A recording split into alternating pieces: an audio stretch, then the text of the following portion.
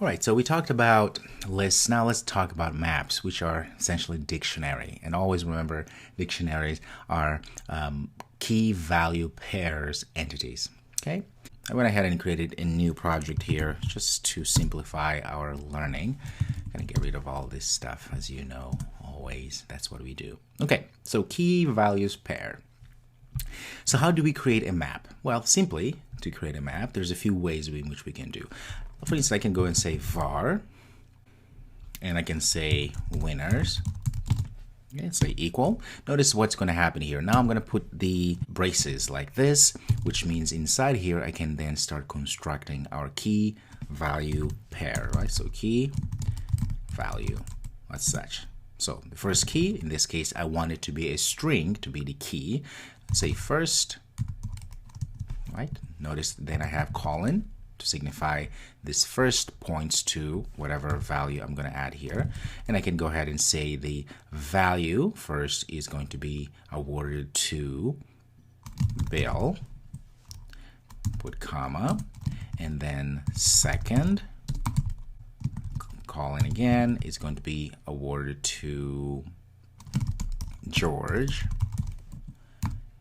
And I'm going to say third is going to be awarded to Bond.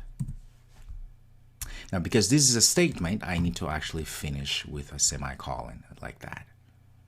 Okay, so now winners is indeed our map, right?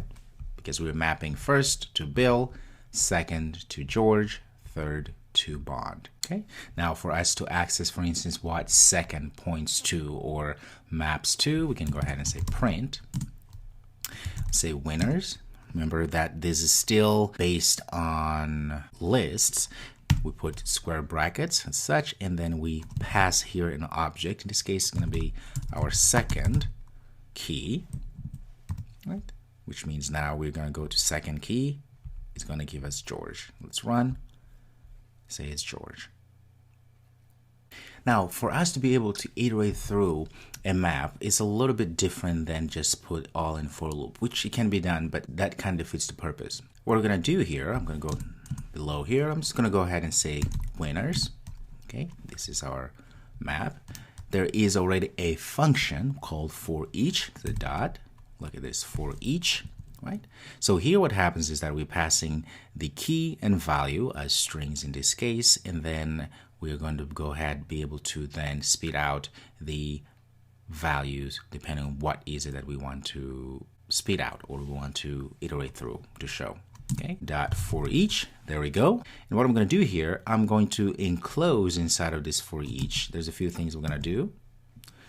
I'm going to just put it all in one line here. I'm going to go ahead and say pass K for the key and V. And then I'm going to use this expression there and say print, and just print K. Get rid of this F there, okay? Let me put it all in one line so it's not too confusing. That's what we're doing. So we're passing key, K and V. This could be anything else we want, right? Could be D and V or A and A, whatever else. But this just tells us there's the key, there's the value. Now we're printing here is whatever the key is pointing to. It's not like we're printing the key. Does it make sense? So whatever we're passing here, we're saying, okay, print whatever the key or whatever this value is pointing to. In this case, key. So we want the value. Run this real quick. Look at that. George, first, second, and third. Okay? That's a very fast way for us to get values. Now, the other way we can do this, okay, there's different ways to do this. There are times that we just want to get keys, right? There is this method. So we can go ahead and say, for instance, var keys is equal to winners dot get, in this case, keys, getting the keys. And if you say print keys, guess what? It's going to print all the keys. Say first, second, and third, which are exactly what we have here. First, second, and third keys. Right? If we want to say var values, well, we can say winners. That values. There we go. Say print values like that. going to say print values. Let's see what's going to happen.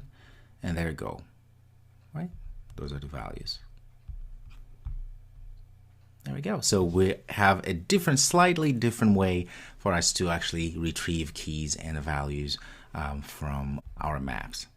Like we discussed before, we can also create a map which has the keys as integers, or the values could also be integers. So in this case here, we just can't mix and match. A side has to only have one type. So in this case, I'm going to call this second, just to differentiate. I'm going to go ahead and say 1 colon is going to be Apollo. Number 2 is going to be something. 3 is going to be another, and so forth. Okay, let's finalize our expression. So again, it's the same thing. I could have gone the other way around. Say copy here, and say for instance third, and now I'm gonna go and say winter 3,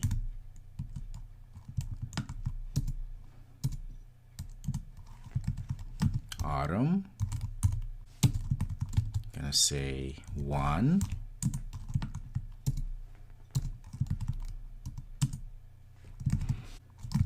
spring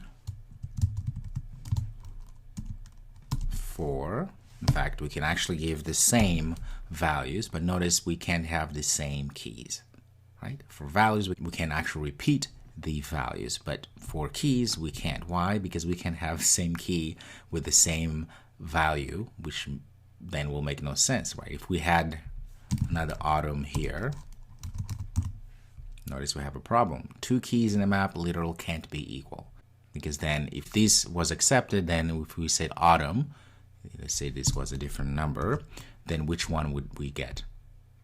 1 or 5? See the problem? So those are little things that we should know, and so forth. So that's the idea here. And of course, we can do the same thing we did here to get our values and keys and so forth. All right, so we've learned a lot here. So go ahead and play around with this concept again like we always do. And whenever in doubt, I would invite you to go to dartlang.org and look at the language, the Dart language part, read more about other things that you can do.